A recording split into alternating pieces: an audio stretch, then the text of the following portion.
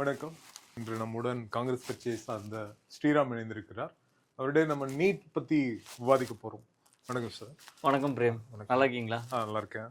NEET எக்ஸாம்ஸ்ல இப்போ ஒரு ரீசெண்டா ஒரு பெரிய ஸ்கேம் நடந்துச்சுன்றது வந்து எல்லா இடத்துலயும் வந்து பரவலா எக்ஸாம் வித்ட்ரா பண்ணிட்டாங்க. இந்த வருஷத்துக்கான நீட்டோட exam leader of the position ராகுல் காந்தி வந்து அதை பற்றி ரொம்ப ஸ்ட்ராங்காக கிரிட்டிசைஸ் பண்ணியிருந்தார். மாணவர்களோட வாழ்க்கையில் வந்து கவர்மெண்ட் விளையாண்டுட்டு இருக்கு, சீரியஸ்னஸ் இல்லாமல் இருக்கு அப்படின்றாரு.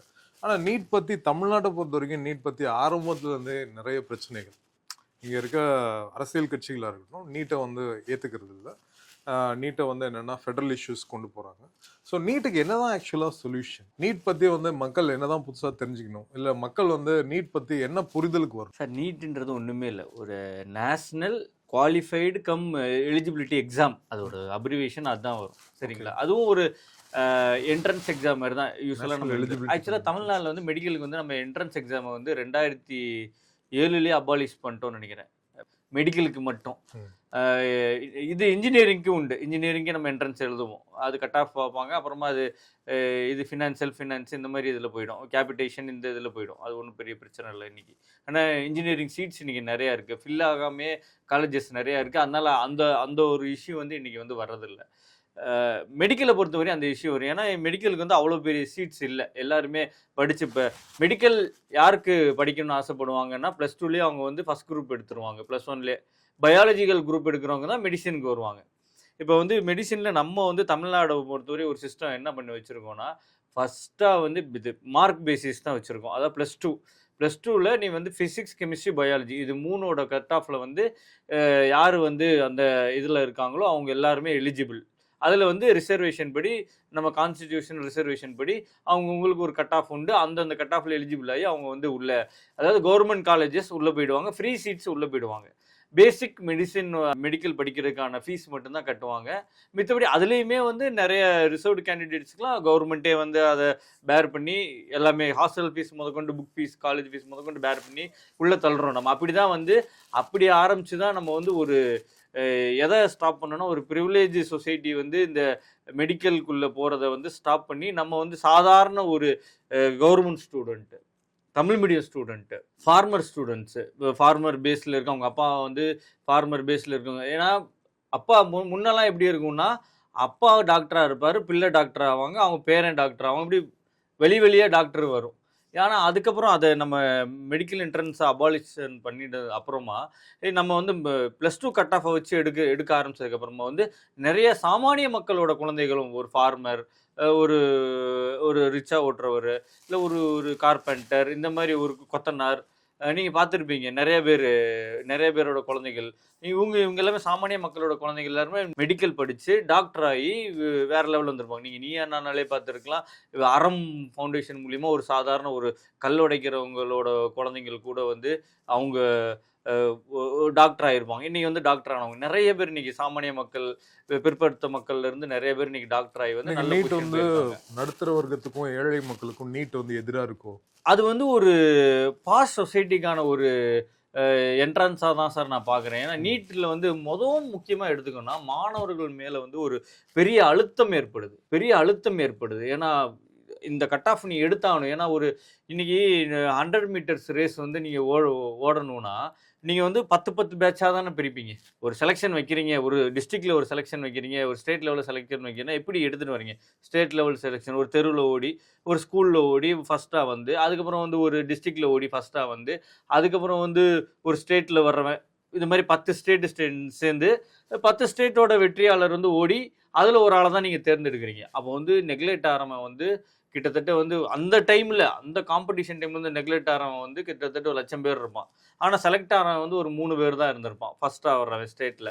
பட் ஆனால் அதுதான் நீட்டுன்னு சொல்லக்கூடிய. ஏன்னா வந்து நீங்கள் 10 லட்சம் மாணவர்களோட காம்பீட் பண்ணுறதுக்கும் ஏன் ஊரில் என்னோட நாட்டுக்குள்ளே வந்து நம்ம வந்து ஸ்டூடெண்ட்ஸ் மேலே வந்து பேர்டன் அதிகமாக்கிட்டு இருக்க முடியாது. ஒரு பக்கம் வந்து அவங்க போர்டு எக்ஸாமுக்கு படிக்கணும், 12th வந்து போர்டு எக்ஸாமுக்கு எல்லாத்தையும் ப்ரிப்பேர் பண்ணி படிக்கணும்.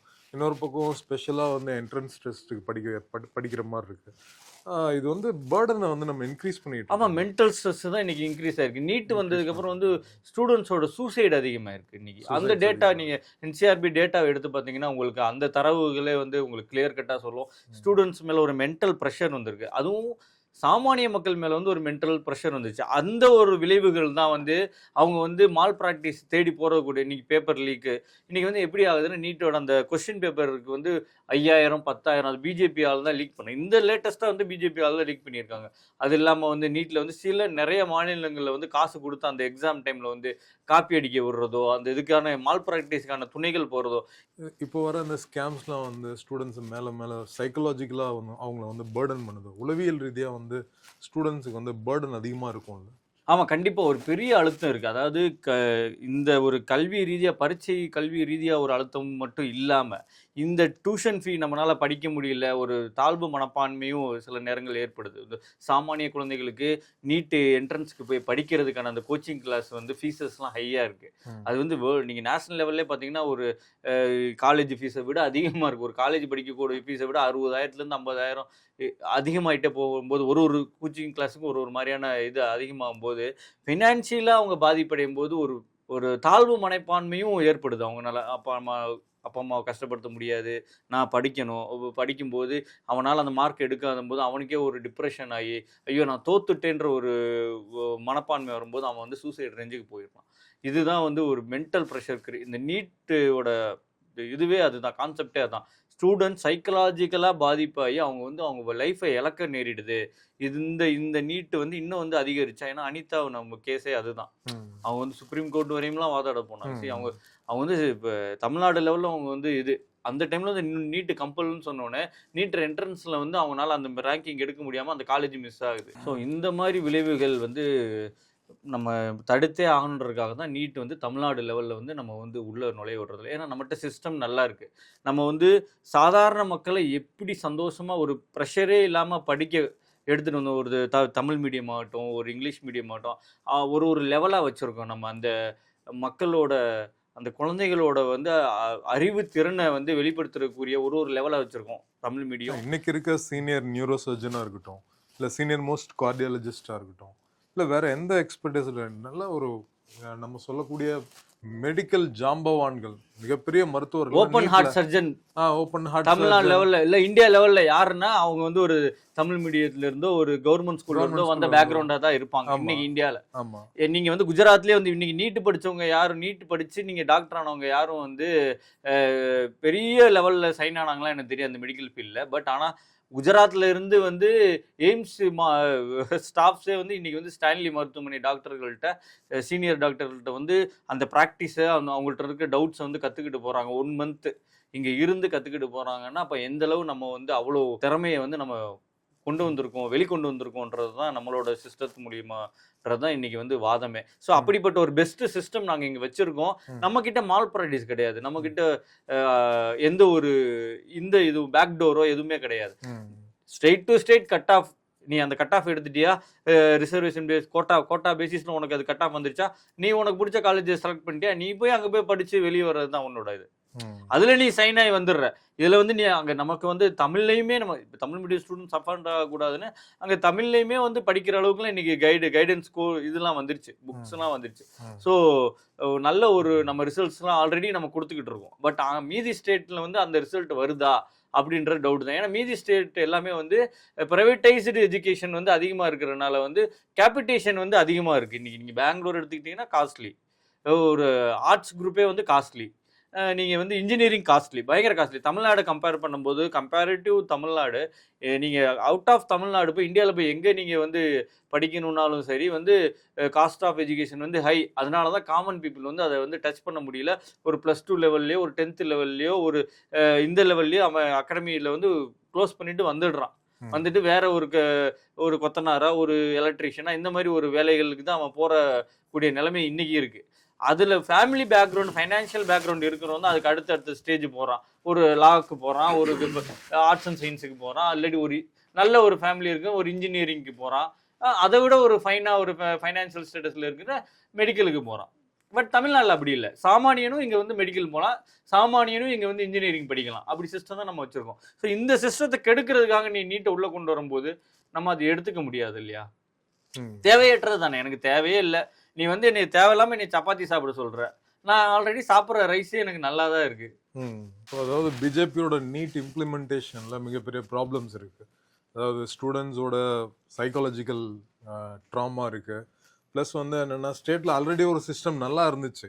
அந்த சிஸ்டத்தை ரீப்ளேஸ் பண்ற சிஸ்டம் வந்து ப்ரோ போரா இல்ல, நடுத்தர வர்க்கத்துக்கு ஏழை மாணவர்களுக்கெல்லாம் எதிரா இருக்கு. எதிர்காலம் ஸோ வந்து காங்கிரஸோட நிலைப்பாடு இதுல என்ன? காங்கிரஸ் வந்து நீட்டை வந்து கண்டிப்பா வந்து எதுக்குது தான் தமிழ்நாடை பொறுத்த வரையும் நீட்டை வந்து கண்டிப்பா எடுத்துக்கு. இதே மீதி ஸ்டேட்டை பொறுத்த வரையும் ஸ்டாண்ட் என்னவா இருக்குன்னா, நீட் வந்து கட்டாயம் கிடையாதுன்னு தான் சொல்லுது. உனக்கு தேவை, நான் வந்து ஆல் இந்தியா லெவல்ல அந்த மாணவன் வந்து காம்பீட் பண்ணணும்னு ஆசைப்பட்டுட்டானா அவன் நீட்டை எடுத்துக்கலாம். போய் அவனுக்கு அந்த ஆல் இந்தியா லெவல் ஏதாவது ஒரு காலேஜஸ் பிடிச்சிருக்கு, அதுல அவனுக்கு சீட் கிடைக்குதுன்னு அவன் படிச்சுக்கலாம். பட் கட்டாயம் கிடையாது. அதே சமயம் அவன் அதே ஸ்டேட்டுக்குள்ளேயே நான் இருக்கேன், எனக்கு நீட்டு தேவையில்லைன்னா அந்த இதே அவன் எடுத்துக்கலாம். அதாவது என்னன்னா, பிற மாநிலங்களில் வந்து அந்த ஸ்டாண்டர்ட் இருக்கான்றது தெரியல. ஆனா தமிழ்நாட்டை பொறுத்தவரையும் வந்து எப்பவுமே வேர்ல்டு ஸ்டாண்டர்டுக்கு எஜுகேஷன்ல பாத்தீங்கன்னா வேர்ல்டு ஸ்டாண்டர்டுக்கு ஈக்குவலா நம்ம வந்து பண்ணிட்டு இருக்கோம் இன்னைய தேதி வரையும். ஏன்னா பிஜேபி வந்து நீட்ல வந்து எந்த அளவுக்கு நம்மளுக்கு வந்து மக்களுக்கு வந்து பொலிட்டிக்கல் அவேர்னஸ் இருக்கோ, அரசியல் பூர்வமா வந்து மருத்துவ படிப்பு, எம்பிபிஎஸ், டாக்டர் கனவு, இதெல்லாம் வந்து நீட்டோட மட்டுமே வந்து பிஜேபி வந்து மேனேஜ் பண்ணிட்டாங்களோ, அதை தாண்டி வந்து உதாரணத்துக்கு வந்து யூபியில், மகாராஷ்டிராவில், உத்தரப்பிரதேஷில், வெஸ்ட் பெங்காலில், அது மாதிரி வந்து ஹிந்துஸ்தான் பெல்ட்டில் நான் சொல்கிறேன், தமிழ்நாடு அளவுக்கு வந்து ஒரு சிறந்த மருத்துவ கட்டமைப்பு வந்து உருவாக்கணும் அப்படின்றதுல வந்து பிஜேபி வந்து எஃபோர்ட் எடுக்கிறது இல்லையோ? ஆமா, இல்ல எஃபர்ட் எடுக்கல. அவங்க வந்து காப்பி பேஸ்ட் தான் பண்ணாங்க. நீங்க வந்து மருத்துவ ரீதியா கட்டமைப்புலாம் பார்த்தீங்கன்னா, முதல்ல வந்து காங்கிரஸோட ஃபார்மர் பிரசிடென்ட் ஜவஹர்லால் நேரு அவர்கள் தான் வந்து எய்ம்ஸ்ன்ற ஒரு சிஸ்டத்தை கொண்டு வராரு.